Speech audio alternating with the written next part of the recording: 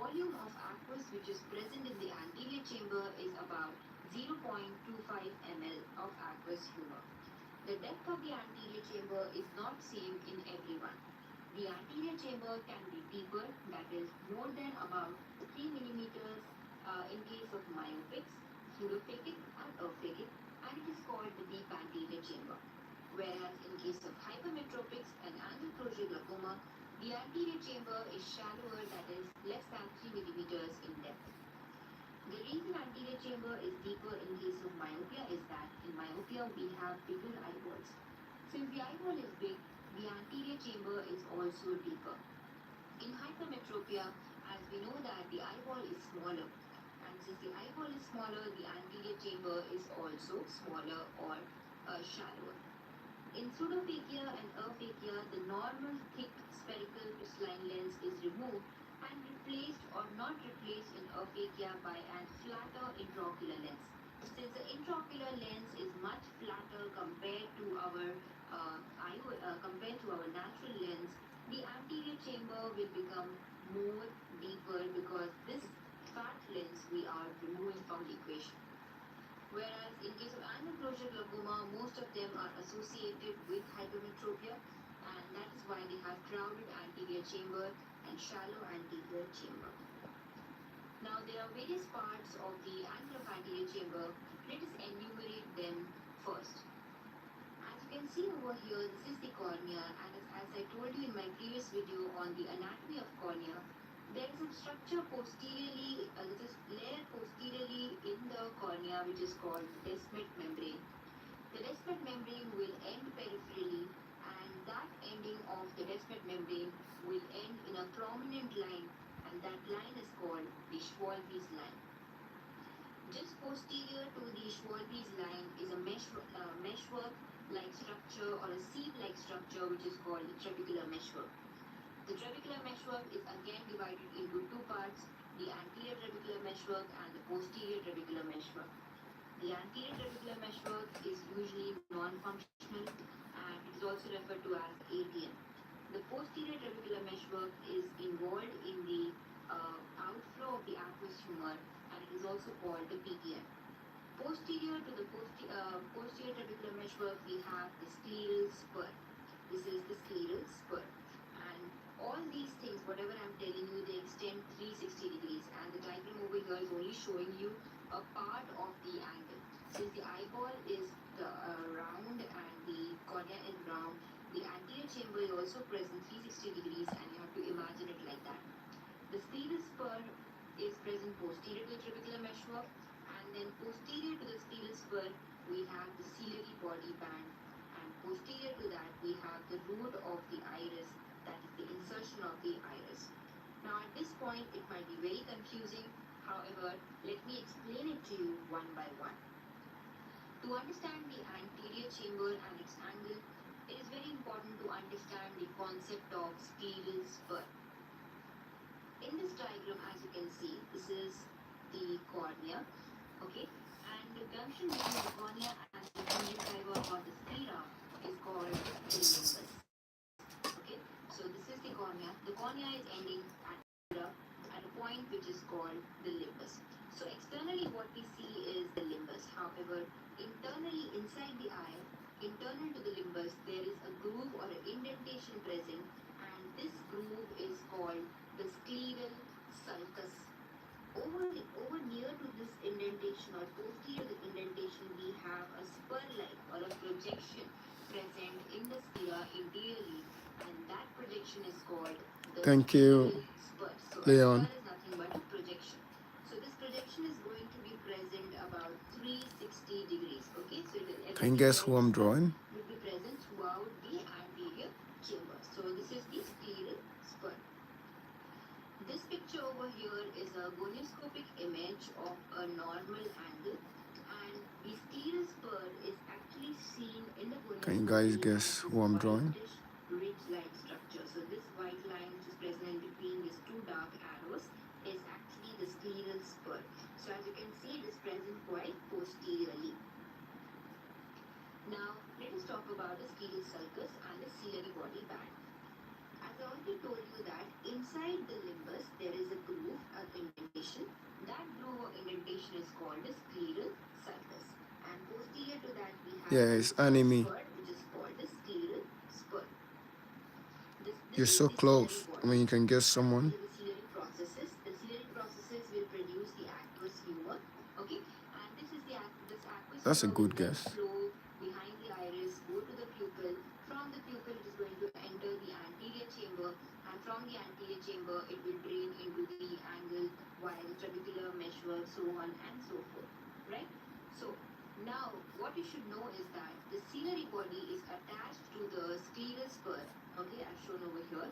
However, it is not attached very tightly. There is a potential space between the sclera and the ciliary body, and that potential space is called the supraciliary space.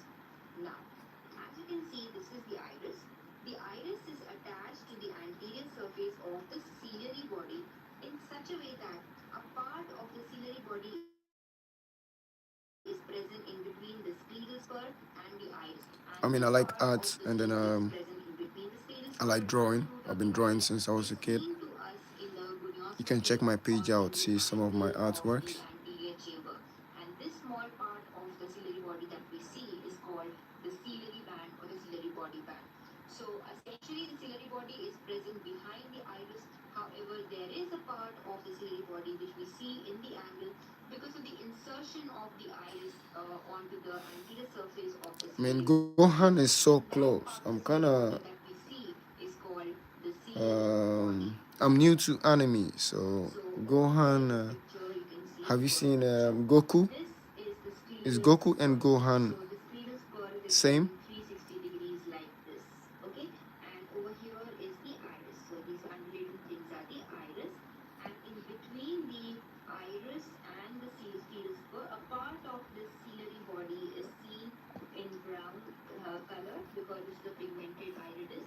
Okay, so in this brown color structure, the brown part of the ciliary body that we see is called a ciliary body band. So in Yeah. this gonioscopy Thank you, picture, let's Leon. find where is the ciliary body band present. So as I I mean, told I you, don't draw every you day, see that so the white I mean, I reflecting get that it. we see posteriorly is actually the scleral spur. Okay. Now this over here is the pupil, so definitely this is the I can't wait iris. to get The consistent brown enough. part that you see behind the scleral spur and in front of the iris is actually the ciliary body band. So ciliary body band is actually present posterior to the scleral spur. So what happens in angle recession? Angle recession is nothing but it is the splitting of the layers of the ciliary body or the muscles of the ciliary body. The ciliary body actually consists of three layers of muscle. So we have the longitudinal muscle fibers, we have some radial muscle fibers, and then we have certain circular muscle fibers. So whenever there's a blunt trauma, sometimes there can be a split between the longitudinal and the circular muscle fibers, leading to expansion of the ciliary body area. So the ciliary body band will look quite thicker than its usual thickness. So this is the scleral spur, the whitish area, and behind that you can see this quite thick ciliary body band. So this thickness of ciliary body band is not normal, and this is angle recession. Similarly here, you can see this quite thick ciliary body band, and this indicates angle recession. Now in angle recession, the faculty of outflow of aqueous humor is affected. So what I mean to say is the aqueous humor outflow will be decreased, and therefore there will be more buildup of pressure within the eye. So the intraocular pressure will be raised, and angle recession can actually lead to angle recession glaucoma. Coming to another condition which is called cyclodialysis cleft. In cyclodialysis cleft, what happens is the ciliary body will get separated from the scleral spur. So what did I tell you? The ciliary body is actually inserting into the scleral spur, right? So if it gets separated from the scleral spur, there will be a cleft or an opening which is formed, and that is called the cyclodialysis cleft. Now, contrary to the angle recession, what happens in cyclodialysis cleft is that there will be more filtration and more space for the aqueous to leave the eye. Yeah, you And just gotta more join aqueous my humor will leave the eye, lives, and the then eye you. opening will I go mean, as down, I and draw, therefore, you can in take a pencil and a cyclodialysis cleft paper, and then and also sometimes try in drawing. angle recession glaucoma, we I mean, slightly that's how we all we started. also have hypotony. Now let us talk about the trabecular meshwork. So we talked about the scleral sulcus. So I explained you what is meant by the scleral sulcus. It is an indentation which is present, okay, on the inner side of the limbus. So that indentation is actually covered by this sieve-like structure, and that sieve-like structure is called the trabecular meshwork. So normally what is Yeah. happening, the And you ciliary have to body practice processes every are single making the day. aqueous I humor, mean, and on then your that free time. aqueous humor is flowing from behind the iris to the pupil. From the pupil, it is coming into the anterior chamber, flowing over the iris, and then again it is going into this trabecular meshwork. So that is the normal aqueous flow. So this is a diagrammatic representation of the trabecular meshwork. So this was the scleral spur, and this is the scleral sulcus. The sulcus, What you you can see, play? is covered by this net-like thing, and it is present 360 degrees, and that is called the trabecular meshwork. Now, before I go into details of the trabecular meshwork, let me tell you something about the Schlemm's canal. So, if you know this was a scleral spur and this is the trabecular meshwork, there is an opening, okay? So, the we can say that the sulcus is actually converted into a canal by the trabecular meshwork. As the trabecular meshwork will actually bridge the scleral sulcus, it will What convert are the you scleral usually playing on sulcus your into a console? tube, and that tube is called the Schlemm's canal. Okay, so Schlemm's canal is present about 360 degrees because the scleral sulcus is present 360 degrees, your trabecular meshwork is present 360 degrees, everything, the angle itself is 360 degrees. So I want you to imagine it in that sense only, that all the structures of the angle are also present 360 degrees. So Schlemm's canal is also a channel, a tube which is extending 360 degrees near the on the inner side of the limbus. Okay, the diameter of this canal is about 190 to 350 microns, the sclera. Okay, and it lies just posterior to the sclerocorneal junction. Now, the Schlemm's canal is oval in shape, and the important thing about this canal is that it is lined by the endothelium. So this is the trabecular meshwork, which is converting it into the canal, and this canal is actually lined by endothelium, and it can communicate with the anterior chamber through the trabecular meshwork, as I told you internally. However, externally, this canal is actually perforated by about 25 to 30 aqueous collector channels. So there are other channels or routes through which the aqueous will flow into this from the Schlemm's canal outside into the sclera and the episcleral veins. And those collector channels which are present, they're called collector channels, and then again they're going to branch and form certain plexus within the Oh, sclera. okay. So if they're forming I don't plexus know what within game that one substance is. of sclera, it is called I the like playing intrascleral FIFA on plexus, my console. and sometimes deep to the sclera also, which is called the deep scleral I play plexus. Call of Duty So sometimes. this is the picture. As I told you, everything is present 360 degrees. So the Schlemm's canal is present 360 degrees, as you can see. So internally, they are collecting the aqueous from the trabecular meshwork, and externally, they are opening into the collector channels. And those collector channels are again forming the intrascleral venous plexus and deep scleral plexus. And finally, they are going to go and drain into the episcleral veins. Okay, so episcleral veins are the veins which are going to be present on the surface of the sclera, on the episclera. So ultimately, they are going to drain into the cavernous sinus, okay, via the ophthalmic veins. So these collector channels are going to open into these episcleral veins. Now, what you have to remember is that as I have Alright, called cool. the Schlemm's canal a tube, it is not exactly a rigid tube. Okay, Schlemm's canal is That's my not a favorite game. rigid tube. What happens But is I do that like soccer. actually the scleral spur, this is the scleral spur, okay, the scleral spur is actually connected with the longitudinal muscle fibers of the ciliary body. So this is the ciliary body, ciliary processes and ciliary body. As I told you, the ciliary body is connected to the scleral spur. So over the scleral spur, we have the longitudinal muscle fibers. So as the longitudinal muscle fibers contract, okay, what happens is that the Schlemm's canal will also get pulled towards the ciliary body, and it will lead to opening up of the Schlemm's canal, leading to more drainage of the aqueous humor, and it will cause decrease in the IOP. That is number one. However, sometimes what happens is that, as I told you, that it's not a rigid tube.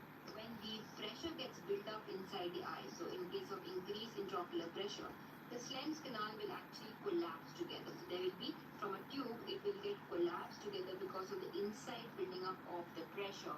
So here, what I would mean to say is that it's not a rigid tube. It can vary its shape either by the pull of the longitudinal muscles of the ciliary body or by the raised ICT. So this picture over here shows that this is the scale spur and this is Schlemm's canal. Okay, so you can see that this is the longitudinal muscle fibers which are actually inserting onto the scleral spur. Now let us try to understand what is meant by the Schwalbe's line or the Schwalbe's line. So as I told you that Schwalbe's line is nothing but it is the posterior ending of the descemet's membrane. Okay, and trabecular meshwork will start from where the Schwalbe's line will end. So trabecular hello, meshwork Marianne. inserts How in the are you? periphery of the cornea, and when the trabecular meshwork, this is the trabecular meshwork, okay. As this trabecular Oh, you meshwork play golf on inserts your at the on your console? sulcus, it also creates a kind of ridge-like structure, a ridge-like elevation. Okay, so a ridge is created, and that ridge, since it's also coincides with the ending of the descemet membrane, and this ridge is called the Schwalbe's line, which is the most anterior most part of the angle that we see when we do a gonioscopy. So this picture over here shows the Schwalbe's line, okay, represented by the black arrows. So it looks also whitish in color. However, recognition of Schwalbe's line might not be so easy, and it is done by using a special technique in gonioscopy, which is called the corneal wedge, in which a slit of light is actually focused on the angle, and you get two slits, anterior beam and posterior beam, and where the anterior and posterior beams will meet, that they will form a wedge, and that wedge will help you to identify the Schwalbe's line.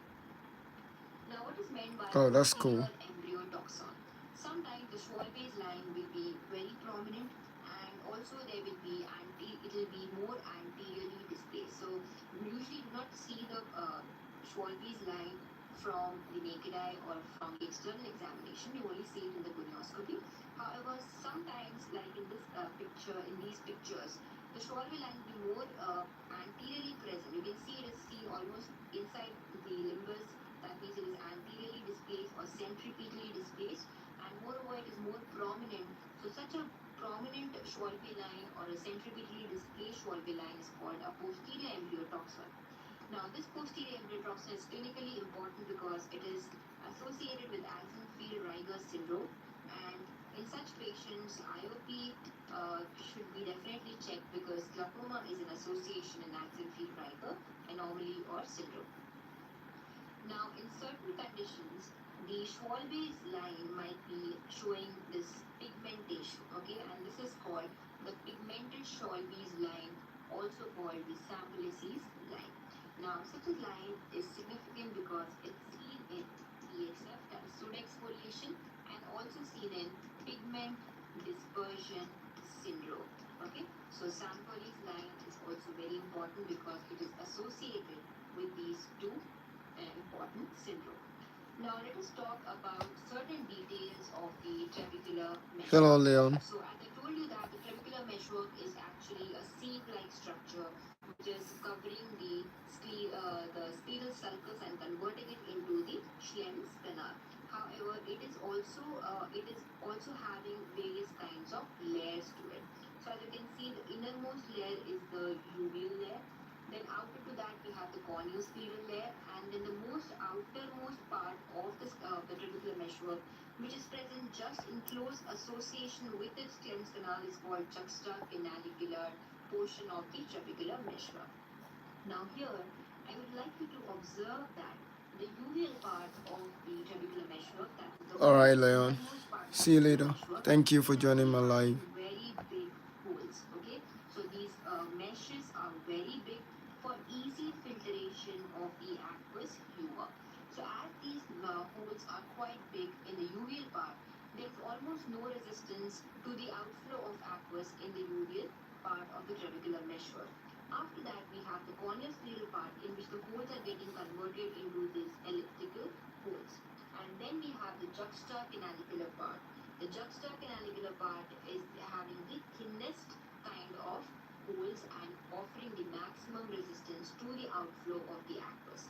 Now, this reticular meshwork is also composed of endothelial cell and it is actually contractile spongy tissue. Okay, it can also contract along with the movement of the ciliary body, longitudinal muscle fibers, and along with the movement of this scleral spurt. Okay, so what happens is that whenever the longitudinal muscle of the ciliary body will contract, what happens? The scleral spur will be pushed behind, pushed backwards, and the reticular meshwork will open, and there will be more drainage of the aqueous. Now, in cross section, the reticular meshwork will look triangular. Okay, so it looks triangular in cross section, and the apex of this reticular meshwork is present towards the cornea, and the base, as you can see, is present towards the scleral spur. The parts of reticular meshwork, as I told you, those are the parts of the posterior reticular meshwork. There is also anterior reticular meshwork, which does not have much function. And the posterior reticular meshwork is divided into uveoscleral, corneoscleral, and juxtacanalicular, in which the juxtacanalicular is the sometimes the most resistant part, and also referred sometimes as the cribriform layer. Okay, so the juxtacanalicular is present closest to the Schlemm's canal and has its least size of the pores and the maximum resistance. Now, there are certain age-related changes which occur in the trabecular meshwork, and this is very important for us to know this.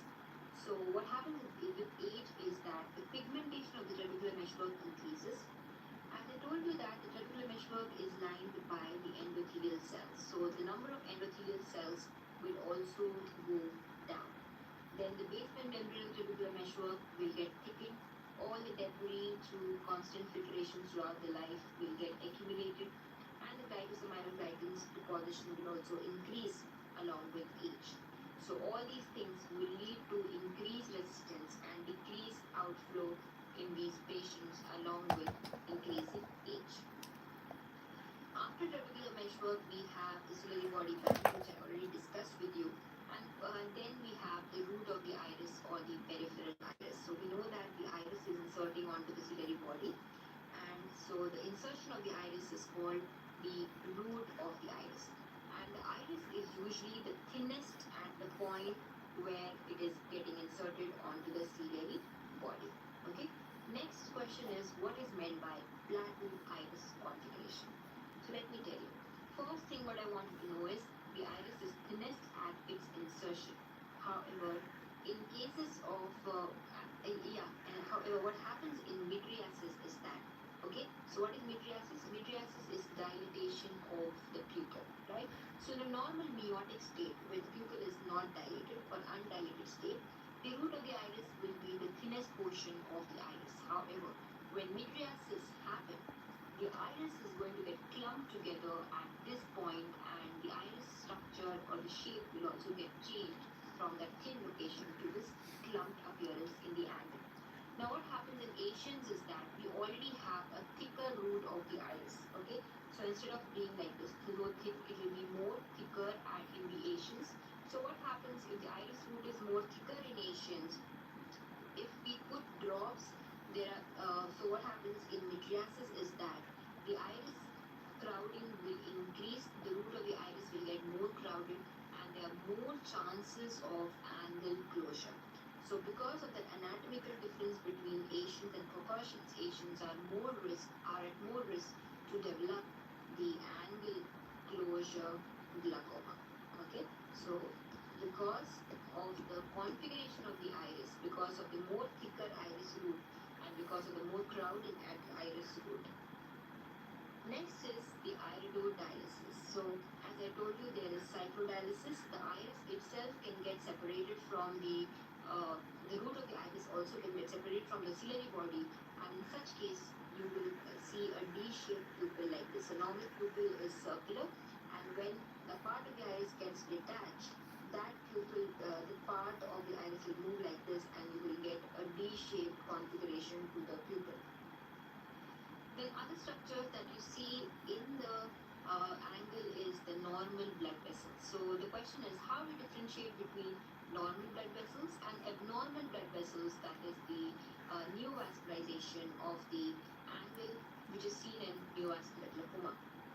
The normal blood vessels usually will be radial in configuration or vertical in configuration. What I mean to say is, if this is the angle and this is the spur, the normal blood vessels will be like this. Okay, they will be radial, be arranged, or vertical. So they will be radial or they will be vertical.